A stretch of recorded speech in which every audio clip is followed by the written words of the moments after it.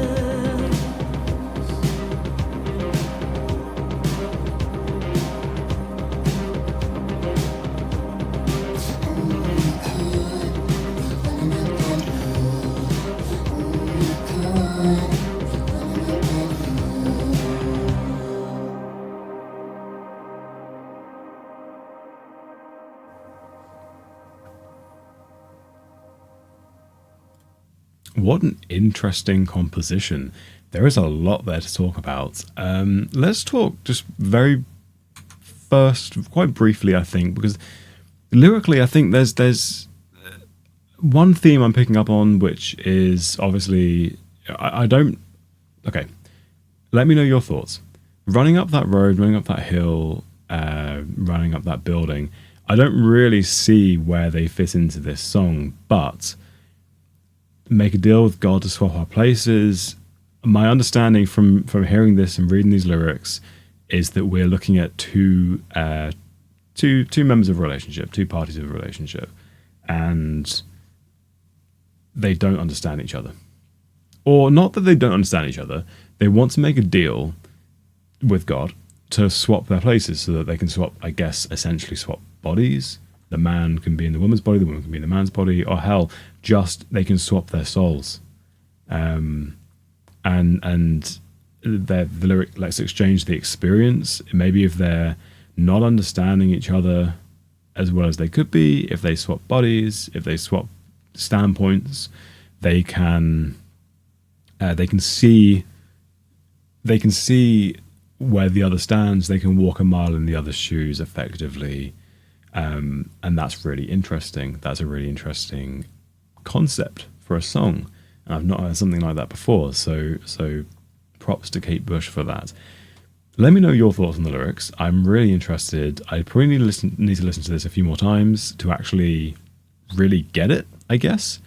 But this is what I love about sharing music communally like this, is that I can tell you what I think, you can tell me what you think, and we can come together in the middle and kind of unionize our thoughts. And I find that really interesting. That's what I love. Let's talk about the production, because that was a masterclass in creative production, effectively. Now, for me, this song had three parts. Instrumentally, it started out it started out quite basic in a way, and that's not a bad thing. I mean that as a compliment. The drumming, almost kind of military style drums, I guess reflecting the running. Very cool, very nice, driving the song through. But when I say it's a song in three parts, we have the first kind of verse/chorus, and then an instrumental break, and then something new's added. There's a new element added. And then the second verse comes, more is added. The soundscape by the end of this song was so vast, I loved it. I think I put my hands up at one point just to signify, but I loved just how vast the soundscape had become and how intricate the instrumentation had become. And I think that's amazing. And that's what I love with good music, is that this should always happen. The music should always develop, and this developed really well. Certainly feelings of slight unease at times, which, hell, maybe that's what they wanted when they were producing this song. And I really found the instrument at the start. Now I'm trying to work out what it was. When we were listening to it, I was trying to work out, because at first I thought it was an electric guitar, and it could be a heavily processed guitar. It's the 80s. It's likely a synthesizer of some sort, but it could also be a violin. It could be a stringed instrument, which is just being heavily processed through maybe like a flanger or whatnot. That's not unheard of. You know, it could even, I don't think it was this deep, but it could have been this deep where they recorded a violin part, played it back, and then ran it through a certain effect for maybe like a guitar pedal or something like that. It'd be a really creative way to do this. Or it could be her vocals, Kate Bush's vocals, sampled into a synthesizer and then just mimicking the noise, I guess, mimicking the tonality. Because it sounded, in a way, it almost sounded like her voice, which is very impressive. But, you know, instrumentally speaking, that was an incredible song and really, really interesting. And that's one of these things where I need to listen to it again and again and again, just to hear more of what's kind of hiding in the woodwork. It's a very, very interesting song. And I don't know how deep the lyrics go, but like I said, please do let me know your thoughts on the lyrics. But I think, you know, it's you and me won't be unhappy. It's almost like taking a last stab, a last ditch effort. Let's look at, like Fast Car by Tracy Chapman, for example, Thunder Road by Bruce Springsteen, making, life is feeling dead end. You need to make a change. You need to get out. You need to do something. And in this instance, making a deal with God to swap your places and to understand each other from a deeper and more personal standpoint would be that change to ensure that you and your partner won't be unhappy. I don't know, but it was a beautiful song, and it was very 80s in the best way possible. It was very 80s, and I love that. And I really hope. Let me just check. Yeah, 1985. You can almost, with 1985. It's a very definitive period in music, and you can almost tell when a song was released from the production. It's almost like Born in the USA as well. That kind of the production with those synthesizers, you can almost tell when a song came out. And I love that. That is one of my favorite things about music. I've rambled on for long enough. Let me know your thoughts in the comments below. I love reading every single comment and just taking it on board, just seeing, where you stand on the song, what you think it means. If we have differing opinions, I would love to hear them. But please do also recommend any more songs like this, or just songs that you like and you want to see someone listen to. I love, being a professionally trained sound engineer, breaking down these songs, and it helps me creatively as well as getting to enjoy a song. It helps me to creatively introduce elements that we hear in these songs into my own songs, and I love that. So let me know what you'd like to listen to, and we'll listen to it together. But thank you for joining me on this video. I hope you have a wonderful rest of your day, and take care.